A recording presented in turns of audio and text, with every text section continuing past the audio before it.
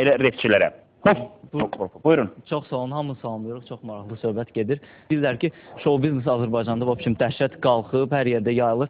Belə baxanda, yəni BBC-ni qoy, MTV-ni qoy, MTV BBC-ni darmadağın edir, yəni reytinqlərdə. Bu da var, yəni bu da tanınmaz faktdır. İkincisi, üçüncüsü, biz sizin güzgüdüzük. Üçüncüsü, burada belə bir şey var, deyir ki, bəs nə qədər show biznes olar? Ya bir kişi tutaq ki, 8 saat işləyir, nə bilim, necə işləyir, oradan qayıdır avtobusun içində, basabasın içində, ölü evə qayıdır. Evə qayıdanda bir nədə açıq kanalizasiyanı düşür içində, sonra oradan çıxır, gəlir, arvad da bir nədə başına nəsə vurandan sonra oturur. Orada da fizika göstərsələr televizorda, o yazı gərək özünə aslında. Yəni ki, heç olmasa onların hansısa bir forma... Devam elə. Ya bu insan...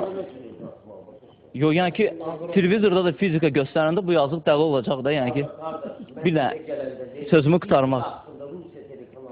Yox, qəbul edirəm. Qəbul edirəm, bir dənə zəhmət olmasa axırı sözü bitirim. Bunun da pis cəhəti nədədir? Çünki bizdə təhsil yoxdur. Əgər fizikanı məktəbdə yaxşı keçsələr, o insan heç televiziyada, nə o show biznes, yəni show biznes bizi doldurub, çünki beynimizin o birisi hissəsi boşdur. Yaxşı olardı ki, sən də fizika haqqında verilişi qulaq asardın. Mən fizika haqqında veriliş keçə də bilərəm. Yox, bilirəm, sən fizikanın əleyhində çıxma. Mən sualım var, bir dəqiqə Fərid söz verəcəm. Yox, məntiq... Elmə əleyhinə çıxır da, bax, müqayimdə gözlə... Yox, elmin əleyhinə yox, elmin yeri var, elmi dərsdə keçərlər, televiziyada istirahət olar, hamamda da çimərlər. Öz misyasını yerinə getirir, onun yerini başqa bir şeylə doldurur, ona da haqq kazandırmaz. Siz də deyirsiniz ki, məntiqi gözəldir. Bəs bizim aydın olmağımız, yağlı olmağımız lazım. Olar mı ki, bəlkə məktəbdə adı məktəbdə keçmək lazımdır. Sizin məşhur mahnınız var, Yandıra. Bəli. Azadovçular treki və Yandıra. Siz nəyin əleyhinəsiz? Biz bu dəqiqə onun əleyhinəyik ki, 2 ay əvvəl Orxanla biz Kaliforniya ştatındaydıq. Mən bir nəfərdən soruşdum ki, Robinson Crusoe kimdir? Deyib ki, Amerikanın birinci prezidenti. Biz onun əleyhinəyik. Biz onun əleyhinəyik ki, sabah evlənəcəksən bir qızla, 10 il sonra müəyyən olacaq ki, kişiymiş, sonradan əməliyyat edib. Biz bunun əleyhinəyik.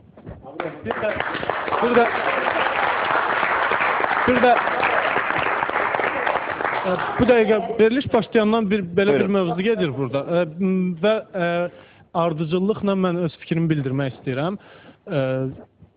Birinci, məncə bizə təbliğat eləmək istəyənlərin ən əsas güclü nöqtələri ondadır ki, bizim zəif nöqtələrimizi bilirlər ki, ailə cəmiyyətin ən kiçik modelidir və bizdə ailədən həmişə kimisə örnək göstərməyi xoşlayırlar deyə, həmçinin cəmiyyətdə də belə hal baş verir.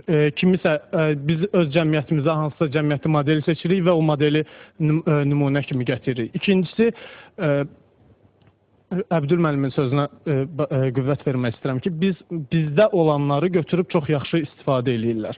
Ancaq bizim ən zəif cəhətimiz odur ki, biz bizdə olanları qorumağa çalışırıq və saxlamağa çalışırıq. Bu yaxşıdır əslində. Yenilərini, onun əsasında yenilərini əmələ gətirmək Aydındır. Bax, milli mənəvi dəyərlərdən söhbət düşəndə birinci repin bizim milli mənəvi dəyərlərə zidd olduğunu deyirlər. Bu belədirmi? Yəni belə götürək də, yəni bizim rep bu dəqiqə demək olar hər bir kəs tərəfindən dinlənilir və heç kəsə orada efirə çıxdın, çıxmadın. Yəni sən heç kəsi məcbur eləmirlər ki, onun telefonuna hansısa mahnını salsın və yaxud salmasın. Yəni bu insanın öz düşüncəsi və öz seçimi iləndir. Heç kəs bunun... Aran müğənnilərində amatatçılar qulaq asır. Onlar varsa deməli bunlar dinlənilir. Onların əleyhinə çıxsaq, Həmid bəy demişkən, yəni insanlar qulaq asır. Böyük bir qüvvədir. Qulaq asmırsınız?